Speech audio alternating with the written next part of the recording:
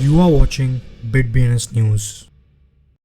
Hello and नमस्कार। हम दुनिया भर से क्रिप्टो न्यूज़ को कवर कर रहे हैं। यह आपको क्रिप्टो की दुनिया के बारे में नॉलेज देता है और साथ ही क्रिप्टो वर्ल्ड के बारे में एजुकेट करता है और साथ ही क्रिप्टो के बारे में अपडेट प्राप्त करने में भी मदद करता है। विशेष रूप से न्यू क्रिप्टो ट्रेडर्स न्यूज़ देखकर अपने आप को एजुकेट कर सकते हैं। हम किसी को कोई कॉइन सजेस्ट नहीं कर रहे हैं, हम बस आपके लिए दुनिया भर में होने वाली क्रिप्टो न्यूज़ ला रहे हैं। आज की हेडलाइंस। सैमसंग ने 2022 में स्मार्ट टीवी पर NFT सपोर्ट की अनाउंसमेंट की। एथेरियम वेल 38 ट्रिलियन शीप के साथ 1.3 मिलियन मैटिक टोकन खरीदे। दक्षिण कोरिया के राष्ट्रपति पद के कैंडिडेट ली जे म्यूंग ने क्रिप्टो डोनेशन के लिए हाँ कहा। जेनेसिस डे पर BTC को 13 साल होने पर बिटकॉइन का बर्थडे सेलिब्रेट किया गया। बिटकॉइन इस साल 2 और देशों में लीगल टेंडर होगा, एल सल्वाडोर के प्रेसिडेंट ने भविष्यवाणी की। रूस के इरकुत्स्क रीजन में बिजली की कटौती के लिए होम माइनर्स को जिम्मेदार ठहराया गया।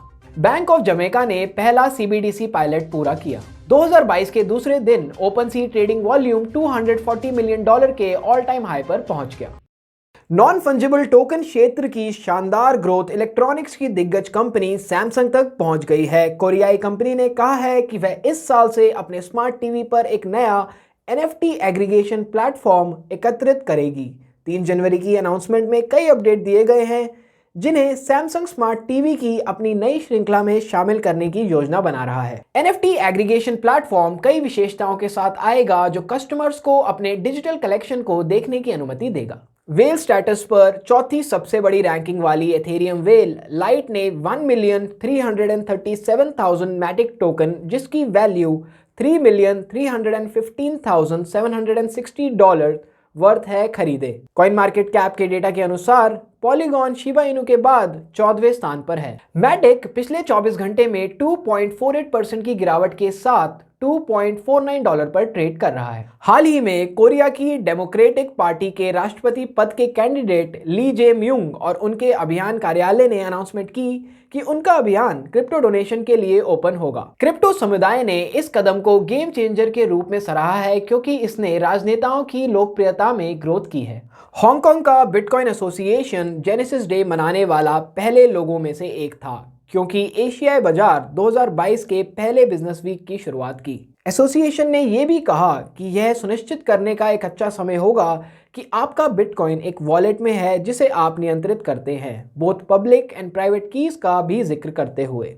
बिटकॉइन के पायनियर ट्रेस मेयर द्वारा सुझाए गए एक इंसिडेंट को प्रूफ ऑफ की सेलिब्रेशन के रूप में भी जाना जाता है। एल सल्वाडोर के राष्ट्रपति ने 2022 के लिए बिटकॉइन से संबंधित 6 भविष्यवाणियां की है। उन्हें उम्मीद है कि इस साल 2 और देश बिटकॉइन को लीगल टेंडर के रूप में अपनाएंगे। इस बीच उन्हें उम्मीद है कि साल के दौरान एल सल्वाडोर के बिटकॉइन सिटी का निर्माण शुरू हो जाएगा। इरकुत्स्क में बिजली आपूर्ति के साथ समस्याओं के लिए अपने घरों में क्रिप्टो करेंसी माइन करने वाले रूसियों को दोषी ठहराया गया है। रूस में सबसे कम बिजली दरों को बनाए रखने वाले क्षेत्र में बिजली की कटौती लगातार घटना बन गई है। सब्सिडी वाली हाउस होल्ड एनर्जी ने कई लोगों के लिए माइन को सोर्स ऑफ इनकम बना दिया है। बैंक ऑफ जमैका ने 2022 की फर्स्ट क्वार्टर में राष्ट्रीय रोल आउट को टारगेट करते हुए अपनी पहली सेंट्रल बैंक डिजिटल करेंसी को सफलतापूर्वक पूरा कर लिया है। जमैका सूचना सेवा की रिपोर्ट के अनुसार मार्च 2021 में इनिशियल CBDC प्रोटोटाइप टेस्टिंग के साथ आगे बढ़ने के बाद